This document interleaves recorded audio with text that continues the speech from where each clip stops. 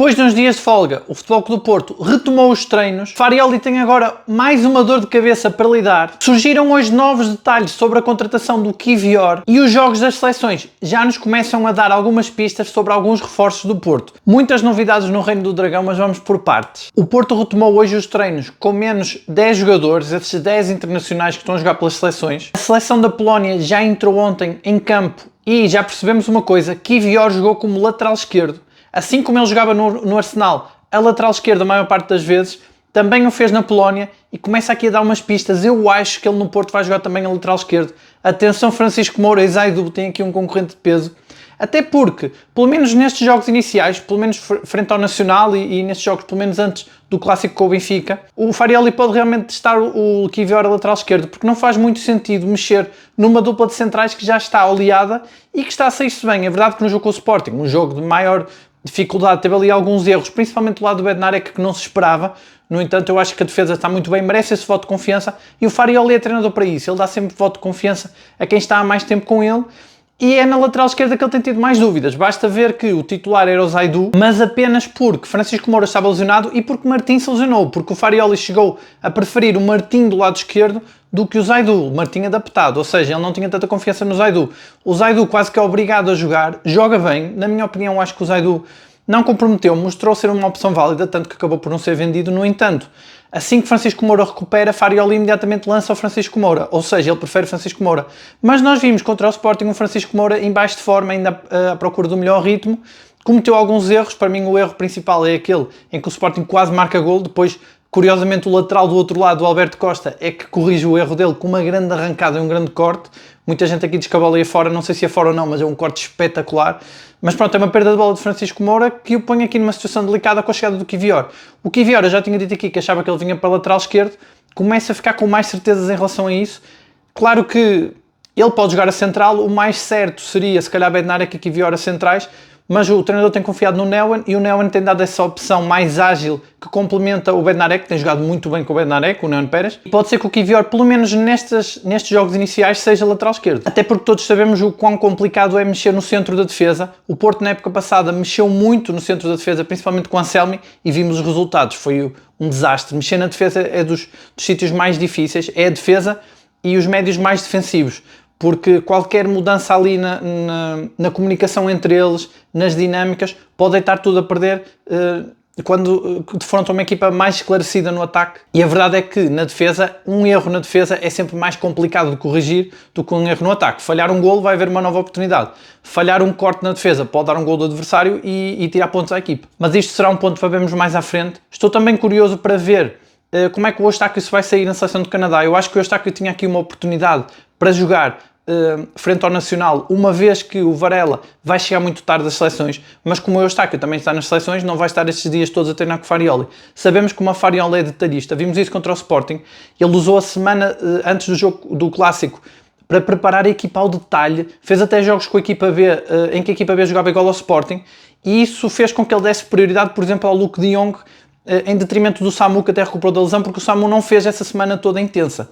Toda a gente fala desse assunto. Ontem dizíamos a entrevista do Perpites que ele indicava que o Farioli tinha treinos muito intensos, como toda a gente já tem dito, e não sabemos, embora o Nacional seja um adversário, claro que é bom não menosprezar, mas mais inferior ao Sporting, mesmo assim o Farioli pode estar a preparar a equipa e dar prioridade a alguém que está já a treinar com a equipa. Mas como o Eustáquio chega antes, pode ser que o Eustáquio jogue. De qualquer forma, eu acho que ele confia mais no Pablo Rosário e acho que no caso do Varela não chegar nas melhores condições, vai ser o Pablo Rosário que vai jogar. Mas realmente é uma opção também, o Eustáquio é uma oportunidade para ele. Estes jogos de seleções têm sempre pequenas complicações, às vezes de desgaste ou alguma lesão que não se queira, esperemos que não aconteça nada. O jogador mais em risco que o Porto, mais insubstituível dos que estão internacionais, além do Diogo Costa, claro que é o guarda-redes, é o Froholt, esperemos que não aconteça nada ao Froholt. O Froholt que, como dizíamos ontem, bateu o recorde de quilómetros percorridos no jogo com o Sporting, é impressionante. O Froholt preenche ali o meio campo, é o dono e senhor do meio campo. Hoje eu vi uma outra estatística do Froholt, em que ele é o jogador do Porto que mais recupera bolas, com o mesmo número de bolas recuperadas que o Varela. O Varela que joga a 6, a função do Varela principal é recuperar bolas, o do Froholt não, e no entanto o Froholt tem o mesmo número de recuperações que o Varela, portanto eles jogam os dois juntos aqui, e o Froholt ainda até que criar situações de perigo, ainda faz 2 assistências já, ainda faz um golo, aparece várias vezes na área, portanto Froholt inacreditável, esperemos que não aconteça nada. De qualquer forma aqui o Varela vai chegar muito em cima e não sabemos se vai ser titular. A dor de cabeça que eu me refiro de Farioli, ele vai ter várias, como esta aqui do Kiwior para ser lateral esquerdo, mas a dor de cabeça que eu me refiro principalmente é entre o De Jong e o Samu. Samu em perfeitas condições, não foi convocado para a seleção da Espanha, ou seja, faz esta preparação toda com a equipa, juntamente com o De Jong. E agora Farioli, quem é o ponta de lança titular? Para mim há dúvidas, acho que não é claro, depende muito de como a equipa quer jogar. É claro que num jogo com o Nacional, que deve ser uma equipa mais defensiva, que pode até trazer o autocarro para o Dragão, ajuda se calhar mais ter o Samu para partir pedra, para arrastar defesas. No entanto, o De Jong também é bom a jogar em apoios. E, por exemplo, uma outra dor de cabeça de Farioli, Gabri Veiga ou Rodrigo Mora, porque se o Rodrigo Mora jogar, já temos 3 jogadores que vêm de trás com muita fome de golo. Seria o Mora, o Borja Sainz e o PP ou o Willian Gomes para marcar golo. E o De Jong é bom a fazer essas ligações e ainda marca golo, como marcou contra o Sporting. O Samu já não é tão bom nessas ligações. Talvez com o Gabri Veiga, Samu seja mais indicado para ser titular. E eu acho que o Rodrigo Mora tinha aqui a oportunidade única para ser titular. Fez um grande jogo com o Sporting. Acho que para mim também é outra dor de cabeça de Farioli. Para mim, o Rodrigo Mora ganha ali o lugar no meio campo no jogo com o Sporting. No entanto, está na seleção, ainda por cima de sub-21.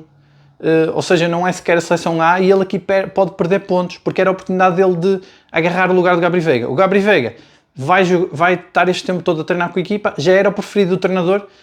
Ainda assim, eu acho que o Rodrigo Mora pode ser titular, se chegar em boas condições. Para mim, seria o titular do meio campo. Vamos ver, mas é pena, realmente o Rodrigo Mora é mais outro jogador que, tendo em conta esta valorização do Farioli, de quem trabalha com ele durante a semana, pode perder um lugar que quase ganhou ali em Alvalade, porque fez uma grande primeira parte, foi dos jogadores mais esclarecidos, com muita facilidade a chegar ao ataque e a surpreender muita gente que dizia que ele não era capaz de jogar a número 10 porque não sabia defender. Defendeu bem, claro que não tão bem como atacou, mas já dá muito mais opções, eu acho, ofensivas do que o Gabri Veiga, que tem feito bons jogos, é verdade, ele não é unânime ali. Eu tenho dito que o Gabri Veiga é mais aquele jogador que não se agarra tanto à bola, deixa mais jogar e depois tem na mesma essa intensidade defensiva que o Rodrigo Mora não tem tanto, essa capacidade física. No entanto, o Rodrigo Mora tem aquela qualidade até de trocar com o Borja Sainz, como fez muitas vezes, aparecer na frente.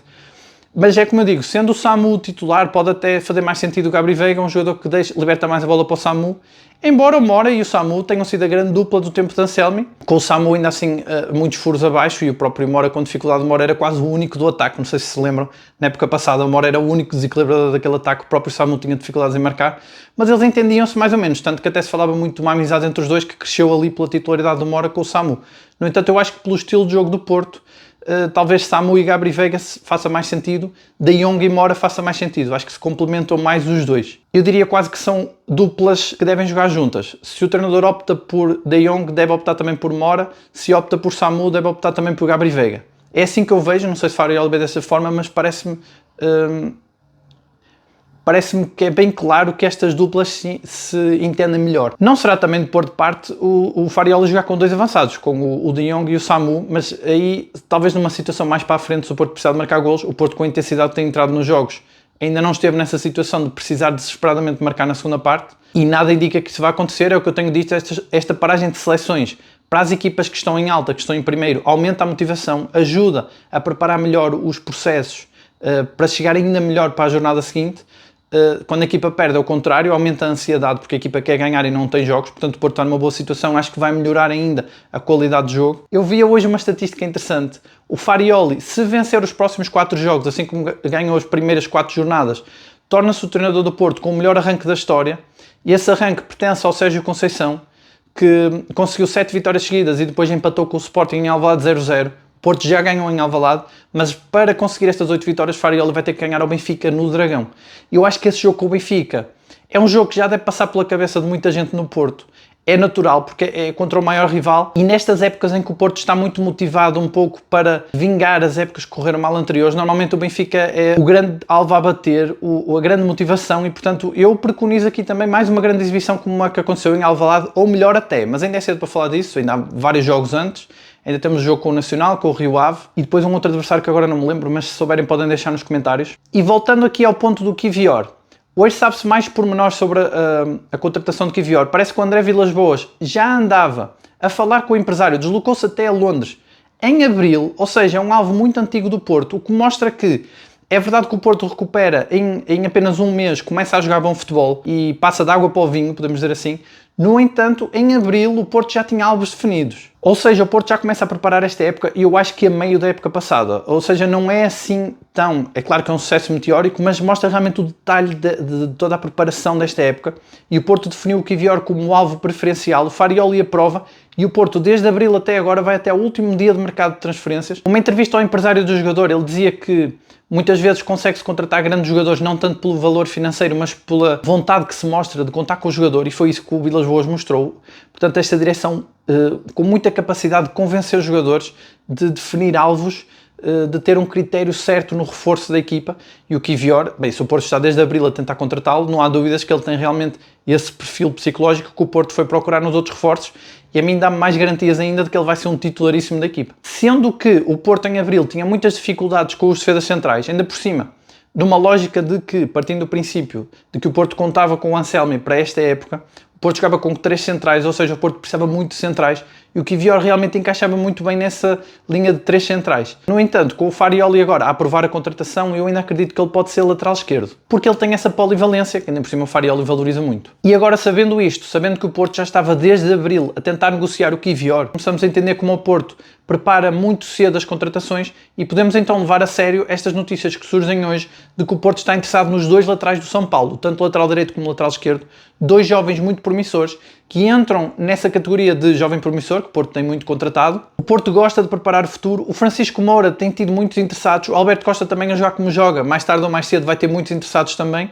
E o Porto pode estar já então a preparar no futuro a contratação desses 2 craques do São Paulo. Ainda por cima, depois desta ascensão meteórica do William Gomes, a um preço absurdo, apenas 9 milhões, um craque daqueles que faz aquela exibição com o Sporting, que já vinha fazendo grandes exibições antes, marca golaços e que realmente já começa a ser comparado com o Hulk, que é uma das mais-valias deste plantel. Realmente vale a pena contratar no São Paulo, e eu acho que o Porto pode estar já a preparar também essa contratação, essa negociação com o tempo, porque este Porto prepara tudo ao detalhe. É interessante esta insistência do Porto em laterais brasileiros, depois do Pedro Lima, agora que chegou mesmo, ainda assim emprestado, agora estes 2 laterais do São Paulo, que é para levar em conta e para irmos ver mais para a frente. Não sei se o Porto vai querer contratá-los já em janeiro ou na próxima época. E atenção àquilo que eu tenho dito do Pedro Lima, o Martim Fernandes ainda está lesionado, e o Porto nestas 4 jornadas até ao jogo com o Benfica vai ter 2 também da Liga Europa, jogos muito importantes.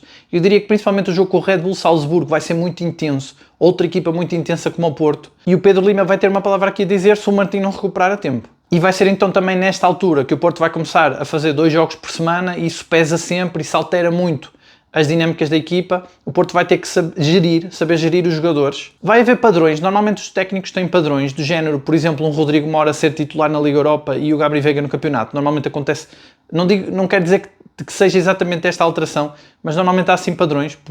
Trocar, por exemplo, o De Jong ser titular na Liga Europa e o Samu na Liga Portuguesa, isso acontece muito. Eu acho que vai acontecer com o Porto, uma vez que Farioli tem muitas dores de cabeça aqui de jogadores para a mesma posição, que dão garantias, como o PP e o William Gomes. Quase que por cada posição há um concorrente à altura e que deixa até desconfortável o titular, que nunca fica com a titularidade garantida, exceção para o Froholt, que está muito acima dos concorrentes. Mas vai ser interessante, e é preciso ter então esse cuidado, porque apesar de termos aqui uma semana de paragem para as seleções e dar a impressão que há pouca competitividade, logo a seguir começa um ciclo infernal e começa a apertar o número de jogos. Portanto, preciso muita preparação, e esta semana de preparação do Porto pode até ser essencial para conseguir aguentar o ritmo até ao jogo com o Benfica. Mas pensando jogo a jogo, o próximo jogo do Porto é então contra o Nacional. Parece que a venda de bilhetes está muito bem encaminhada mais uma vez, vai ser mais uma casa cheia. Os adeptos estão muito entusiasmados e há motivos realmente para isso. O Porto está a jogar muito e a tendência é só que melhore e que aumente mais esse nível. Há muito tempo que o Porto não estava isolado em primeiro lugar no campeonato. Não é apenas isso, é também a forma como conseguiu as vitórias, e até uma delas ser contra o Sporting, e tudo isso junto, claro, são ingredientes que empolgam os adeptos e a própria equipa. Isto é tudo uma bola de neve que vai crescendo. Apenas mais 2 notas para dizer que o Deniz Gül não jogou pela seleção da Turquia. O Deniz Gül é aquele jogador, é o terceiro avançado, a terceira opção no Porto. Ele ainda não conquistou o seu espaço, está a ser complicado. E depois também a entrevista do diretor do PSV a dizer que não queria que o De Jong tivesse saído do clube, e ficaram muito tristes e que ainda não conseguiram substituir a qualidade dele. Portanto, aqui mais uma prova da qualidade do De Jong, aliada à experiência. O De Jong, se tivesse chegado ao Porto apenas para acrescentar experiência e para ser aquela surpresa no dia da apresentação, os adeptos já ficavam satisfeitos. Ainda traz toda esta qualidade, ainda coloca a titularidade do Samu em causa. É impressionante, realmente é um grande jogador. E agora eu quero saber de vocês, quais são as vossas expectativas, o que é que acharam do Kiwior jogar a lateral esquerdo, se acham que vai acontecer o mesmo no Porto. Quem é que vocês acham que é o titular no ataque? O Samuel de Jong e já agora a número 10, o Gabri Veiga ou o Mora. Quem é que vai ser o número 6 contra o Nacional? Se alguém conhece estes laterais do São Paulo, o que é que acham deles? Se acham que são bons reforços para o Porto? Já sabem, deixem os vossos comentários, eu leio sempre todos. Muito obrigado por assistirem ao vídeo. Não se esqueçam de deixar o like, subscrevam o canal se ainda não subscreveram. Um abraço a todos e até amanhã.